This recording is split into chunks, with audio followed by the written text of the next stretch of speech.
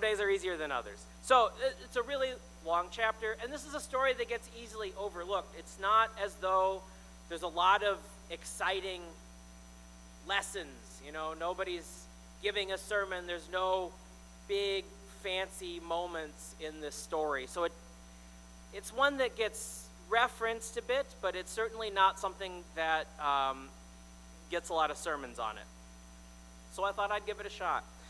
And what we're looking at here is Isaac, the son of Abraham, right, who's marrying Rebekah, who's Isaac's cousin's daughter, okay?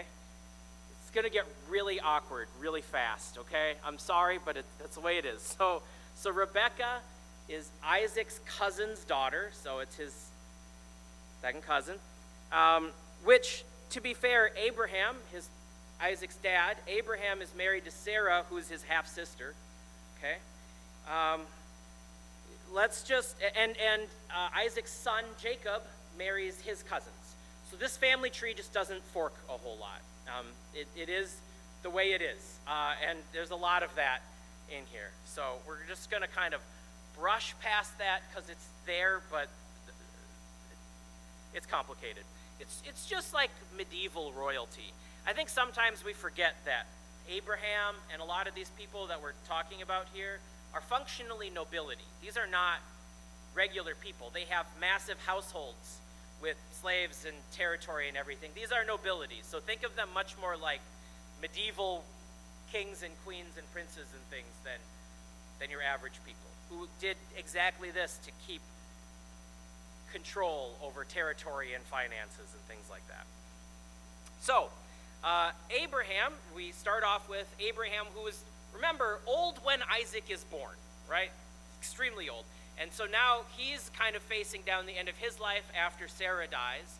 And he says, okay, head servant in my household, head slave in my household, come here and I need you to make an oath that you will go back to where I'm from and find a wife for Isaac. Now, he has the servant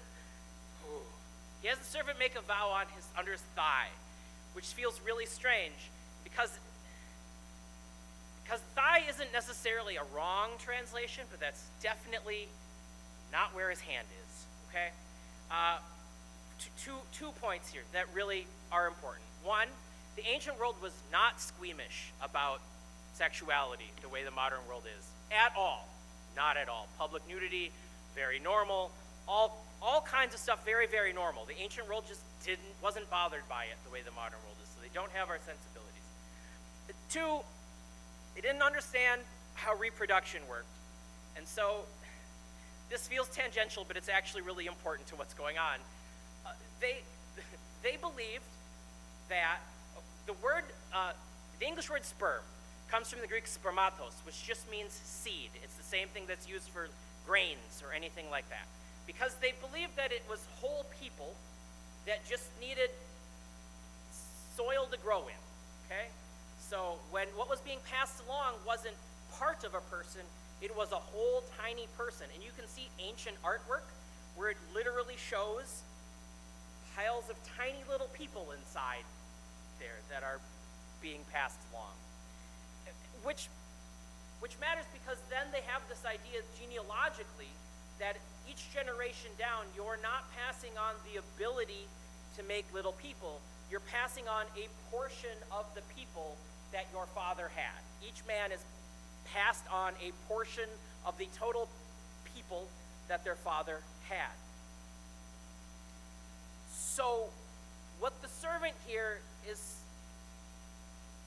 swearing on, right, is not just part of Abraham, it's every descendant in Abraham's line. This is what the servant is being asked to swear upon. Every descendant Abraham will ever have is contained right there. So put your hand there and make this vow to me, is what's going on. It isn't necessarily important to the plot, but I think it's valuable to understand these things. So, don't let him marry local Canaanites. Why? It's a little unclear. Very obviously, Abraham is uncomfortable with mixing these groups because of a lot of reasons. They have a lot of conflict with the Canaanites, but there's an extra complication in this. Hebrew is a Canaanite language. It is just a dialect of Canaanite. And the Hebrew people are definitely, historically at least, a Canaanite people. So when they're going back to their stories, they're trying to set themselves apart in a way that at this time they certainly would not have been totally distinct. Now, Abraham doesn't come from the area, and so to him there's some kind of importance on keeping this connection with his historical bloodline, with his people. And so Isaac has two sons, right? Jacob and Esau marries two Hittite women. And there's this whole thing in the story there where Isaac is very unhappy with his son marrying these local Hittite women. So similarly, backing up a generation, Abraham doesn't want his son marrying local Canaanites. So he takes a servant, says, go back to where I'm from. And he goes to Aram. Aram is north. That's where today you'd find Syria, largely, right? So kind of directly north of where they're at. However, there's a problem with this, and a lot of translations hide it. And if you don't have to go back, but in chapter 11 of Genesis, it makes it clear that his family is not from Aram. They are from Ur, over in Mesopotamia, way to the east, not north. So in certain translations, I came across this when I was reading for this, and I was a little suspicious, but I had to confirm it. In certain translations, where the text says Aram, and where this translation specifies he goes north to Aram, it says Mesopotamia. And then there's a little note with a footnote that says that the text itself reads Aram. But they have to fix it, because it disagrees with itself. And a lot of translations are really uncomfortable with the idea that the text can disagree with itself. So they streamline it in the translation. I am much more uncomfortable with the idea that I should fix it than with the idea that it doesn't agree. I think that just helps us learn more about the text. This is a composite text. This is a pile of different documents telling the stories of these people all assembled together. You know what? They didn't all say the same thing. So in this story, the servant goes back to where Abraham is from, which is Aram, just to the north, an area that is right on the edge of Canaanite territory, and makes a little more sense, frankly, in a lot of ways. So, there, his servant gets to a spot where there's water. It says there's a spring, and so there's a well dug there because they know that there's groundwater available. And this is not a particularly damp area, so you have to find special places to put wells. Says, whoever comes out first and offers me water, that's who I want to pick, if at all possible. And so Rebekah comes out and draws water and offers to let him drink, and then offers to water his animals. And he's excited. He sits back and thinks, okay, perfect. This is exactly what I asked for. Gives her a bunch of gold, a lot of gold, to be clear. Those 3 pieces of jewelry that he gives her is a lot of money. And says, who's your family? Because now I think he suddenly realizes this is going to be a problem if she's Aramean or Canaanite and not part of whatever Abraham's group in this area would be called. It's unclear because he's from different places. And she mentions that she is descendant from Abraham's brother. Perfect. Fits in the family tree somewhere.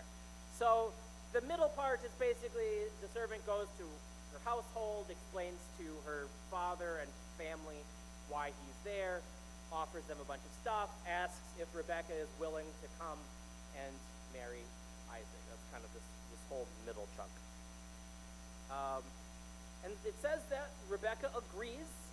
Rebekah herself voluntarily agrees to go to marry Isaac. And she packs up her stuff and travels down, and the text specifies, with her nurse. Now this makes for a really interesting question on how old is Rebekah? Because we know Isaac's age. It specifies later that Isaac is 40. So we know Isaac is 40. When I was putting together the bulletin, there's an interesting piece of art. Where did my bulletin go? This is supposed to be Rebekah at the well. It's kind of a very plain piece. There was another piece I was looking at, but I'm like, no, I shouldn't go that far. Where Rebekah standing on the edge of the well is clearly a child. Because if she's going with her nurse, she's probably not that old. And especially when you're talking about noble families, they're usually married off very, very young. So she is probably anywhere between 12 and 20. We don't really know. In any event, she and her nurse head down south to the Negev. That's the edge of the desert, kind of the south edge of Judah. So they're going from kind of north of the Israel area towards the southern end of this territory that they are traveling around in. And that's where they encounter Isaac. She jumps off, puts on her veil, and they get married. Isaac is 40. She's in her teens probably. And it does specify they don't have children for another 20 years. So that's something. But it makes for a very interesting story through contemporary lenses. Now, there is one part here at the end that I really do feel is worth highlighting. It says at the very end of what I read that he took Rebekah and she became his wife and he loved her. And I think it's worth highlighting how rare it is in ancient texts, going all the way up through this time period, well beyond this even, for it to talk about couples loving each other. I mean, that is just not a word that is often used to describe, not in this way, at least, at all. The first time we actually have a reference to someone of any importance using the word love in relation to their spouse is a Hittite king, a little earlier than this. But we have thousands of years of writing talking about rulers and stuff, and never once do they talk about loving their spouse. It does matter, right? So as awkward as the situation is, it's still really powerful by their contemporary standards. It really means something. What they're doing, the weird thing about their relationship by ancient standards is that he loves her. It's horrifying, but that's what we're left with. So this is the story. So where do we go with this even? Because there's not even that much more about Isaac. If you keep going, they have their kids, Esau and Jacob. Esau sells his birthright. There's a little hiccup with Abimelech. And then Isaac blesses Jacob. And then it's all about Jacob and Esau. I mean, there's not that much to Isaac and Rebekah's story, really. And there's more about Rebekah in a lot of ways than Isaac, because Rebekah is much more involved in their children's ongoing scuffles, right, than Isaac is, other than handing off the birthright of the blessing. I think what's important in here to some extent is included to some extent in what I cut out. Because in that middle part where the servant is talking to Rebekah's family, they go through genealogies. You ever noticed how many genealogies there are in the Bible? I mean, Mark and Matthew and Luke all open with these big genealogies for Jesus. There's the whole book of Numbers that's just, this family has this many people, these names and whatnot. Genesis is full of genealogies, these just like lists of family members. And family for them is a big deal. Not that it's not for us, but we don't go to the extent of make sure you marry someone in the family, right? We don't go to even the extent that they do. I think what's really fascinating about stories like this is they show us how important connection is for driving everything about how they saw the world. Because when you read those genealogies, it's not just about tracing who comes from where. It's not just about, figuring out descendants for the purpose of inheritance and things. Later, the Romans were very big on their lineages, but that's because they wanted to tie themselves back for honorific reasons to the foundings of Rome, and they had to figure out who inherited what from whom. Their legal system was all about property rights, functionally, and so inheritance was a huge deal. But that's not how they're using genealogies so much. When they start talking about these connections, these family connections and everything, they're making sense of the world around them. Because if you read the names on those lists, it's not just people, it's whole people groups around them. Like the nation of Edom that they fight with constantly, Judah in particular, later on Israel when they were a split kingdom, that is the descendant of a person in one of these. Canaan is Noah's grandson, right?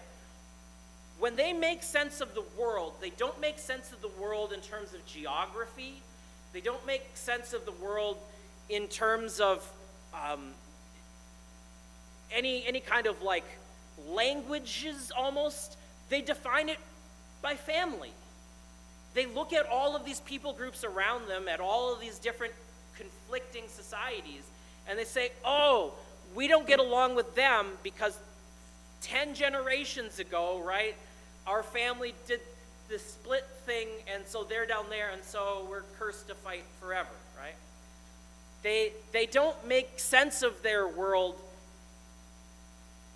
using the same kind of parameters we do. They make sense of it genealogically. They saw themselves as biologically connected to everyone around them. Those are all the descendants of your great-great-great-grandfather, who had this child that went over that way. They were all one. They understood the whole world around them as one big, horribly dysfunctional family that they were a part of and always in conflict with or working together with. Christianity, early on, certainly was meant to think of itself as a family, as a found family, right? That takes all of those genealogical lines that everybody is tracing back for dozens of generations, 40, 50, 60 generations, and says, no. In Christ, we're all brothers and sisters. We become one family. We are united. We're no longer divided by these lines of genealogy. We're united because all of those lines sync back together at the end in Christ. This is why they tend to be sort of throwaway lines or cited as isolated examples, but when Jesus says things like, who is my mother and who are my brothers? Those who do the will of God. Or when he says, I have no father but my Father in heaven. Because he genuinely sees, because we are called to see the church, the community, the united people of God as a single, united family, no longer bound by these sort of genetic lineages. And why? Because we treat our families really well. Generally, at least we try, we put up with a lot from our families that we would not put up with from other people. And we go a lot farther to help out our families than we generally go to help out other people. Hospitality in the ancient world was huge. The reason Abraham's servant is so set on finding someone that will offer him water and his camels is because it's the sign of hospitality. He is a stranger. It doesn't specify if he shares any actual relationship to Abraham, but I doubt it. He's probably a local from Canaan, from the area that they're in. This is a stranger, like ethnically different, from a different region of the world, from a different group than these Arameans that he's going up to visit. And this person shows hospitality. And then he goes, hey, is there room for me to stay with you guys? And she says, of course. Does not know yet the connection to Abraham and her family. Does not know any of that. Simply, hey, this is a stranger who needs help, and we will help them. I will give them water. We will bring them into our home and shelter them for the night. Hospitality rules in the ancient world were intense. The amount you were expected to sacrifice to make sure that random strangers who showed up at your door were taken care of was absolutely mind-boggling. But we do that for our families. And so we go from a story like this, where the entire genealogy pivots because of one person's hospitality, to Jesus, who says, hey, if we aren't going to talk about, we don't need to talk about these people coming in as strangers that we have to show hospitality. We're just family. We do for them what we do for our families, because we are all united in that way. In here, we have an example of ancient people organizing their world around lineages. Christ frees us from having to use up all of the mental space of tracking all of those generations back to figure out how we're connected to everybody, and instead lets us organize around love, around being one united spiritual family that supersedes all. That connection that supersedes anything else. I think as uncomfortable as some of these stories may be, they do reveal fascinating things about how they saw the world, and sometimes the things that we've lost. That sense of connection to everyone around us. They tracked it one way, we are asked to track it a different way. But however you want to make sense of it, we are all connected in one giant, occasionally dysfunctional human family. And we should treat each other that way. Amen.